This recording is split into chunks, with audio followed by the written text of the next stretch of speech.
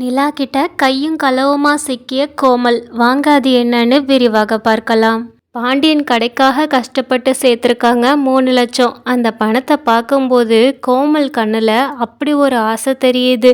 இதை கவனிச்ச நிலாவுமே இவங்க ஏன் பணத்தை இந்த மாதிரி பார்த்துட்டே இருக்கிறாங்கன்னு சொல்லி கவனிக்கிறாங்க.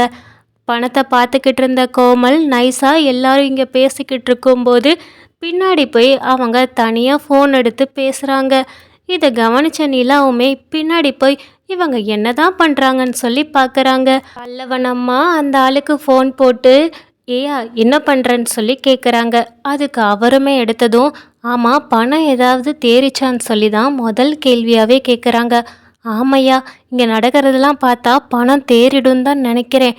இங்கே பணம் கொஞ்சம் ஏற்பாடு பண்ணி தான் வச்சுருக்காங்க அப்படின்னு சொல்லி சொல்கிறாங்க.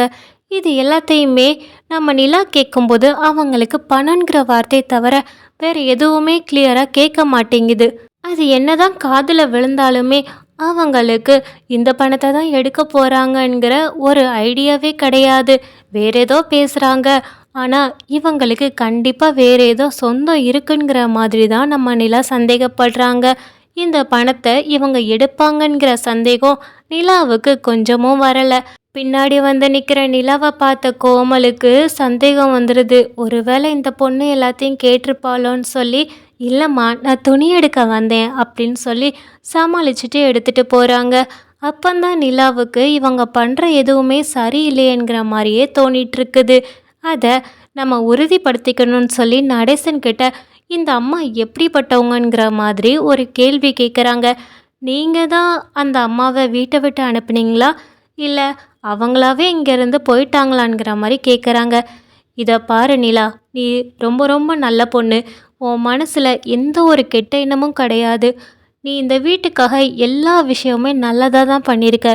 நீ பண்ண ஒரே ஒரு கெட்ட விஷயம் இந்த பொம்பளையை உள்ளே கூட்டிகிட்டு வந்தது தான். அதை நீயே பொறுத்திருந்து பார்ப்ப அப்படின்னு சொல்லிட்டு போகிறாங்க. நிலா நினச்சிக்கிறாங்க அங்கிள் ஏதோ அவங்க மேலே உள்ள கோவத்தில் தான் இந்த மாதிரி பேசிட்டு போகிறாங்கன்னு நினைக்கிறாங்க.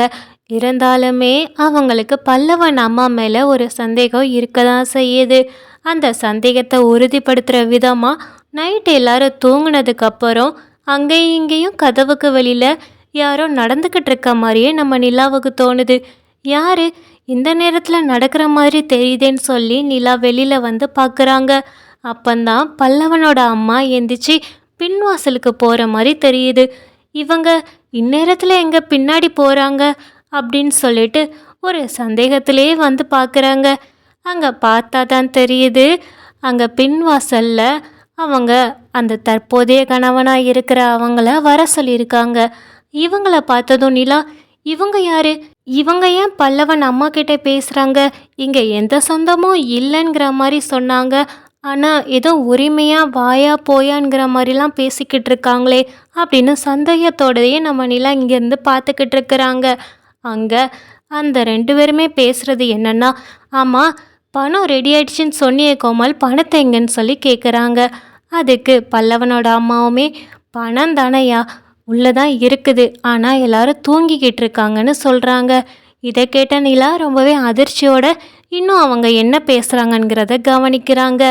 அப்போ அந்த கோமல் சொல்கிறாங்க, இதை பாரியா பணம் இருக்குது, ஆனால் இப்போ நான் எடுத்துகிட்டு வந்தால் நான் தான் திருடினேங்கிற மாதிரி என்னை தப்பாக நினைப்பாங்க, அதனால் நான் எடுத்துகிட்டு வரலன்னு சொல்கிறாங்க.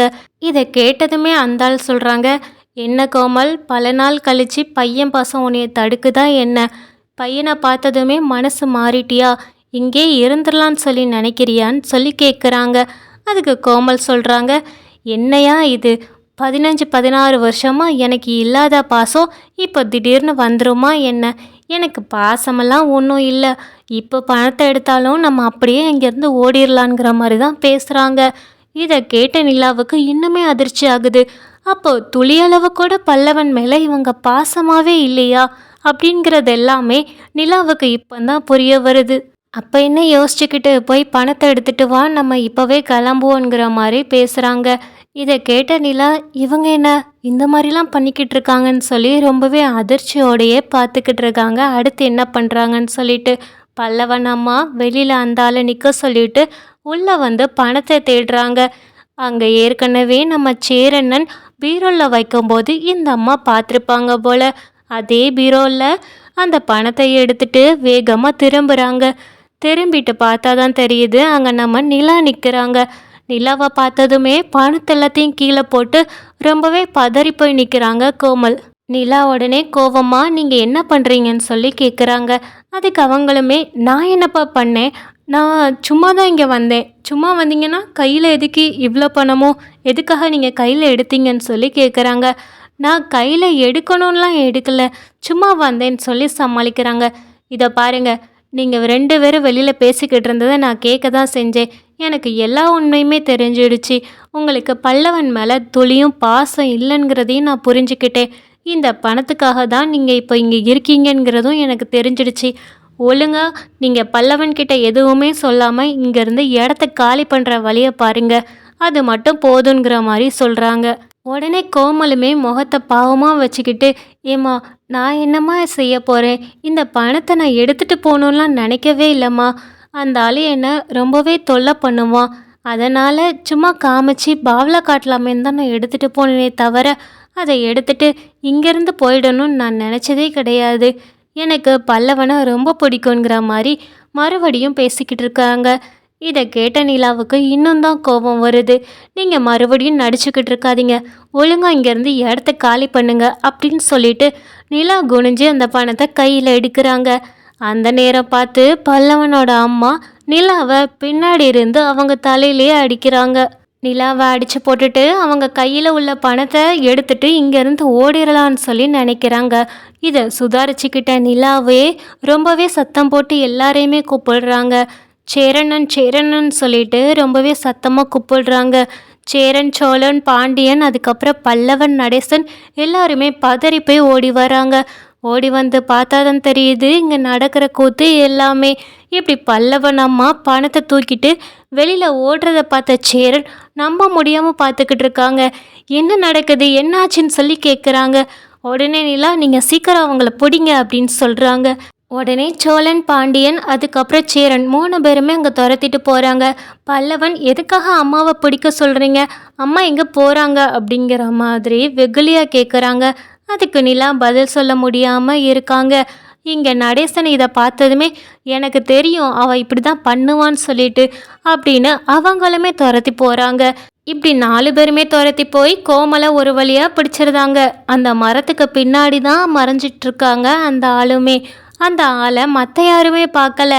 அப்போது கோமல் அவங்க மாட்டிக்கிட்டாங்கன்னு தெரிஞ்சதுமே அந்த ஆள் அந்த இடத்த விட்டு காலி பண்ணி ஓடி போகிறாங்க. கோமலை உள்ளே இழுத்துட்டு போய் எல்லாருமே கேட்குறாங்க, ஆமாம் நீங்கள் எதுக்காக பணத்தை எடுத்துகிட்டு இங்கேருந்து ஓடிடலான்னு சொல்லி நினச்சிங்க, அப்போ பணத்துக்காக தான் இந்த வீட்டுக்குள்ளே வந்தீங்களான்னு சொல்லி கேட்குறாங்க. அதுக்கு நிலாவுமே இவங்க இன்னொரு ஆள்கிட்ட பேசிக்கிட்டு இருந்த எல்லா விஷயத்தையுமே எல்லார் முன்னாடியுமே சொல்கிறாங்க. இதை கேட்ட நடேசன், எனக்கு தெரியும் அது யாருன்னு சொல்லிட்டு, அதுதான் இவளோட புருஷன்னு சொல்கிறாங்க. இதை கேட்ட எல்லாருக்குமே ரொம்பவே அதிர்ச்சியாக இருக்குது. என்னது அவங்களுக்கு புருஷன் இருக்குதான்னு சொல்லிட்டு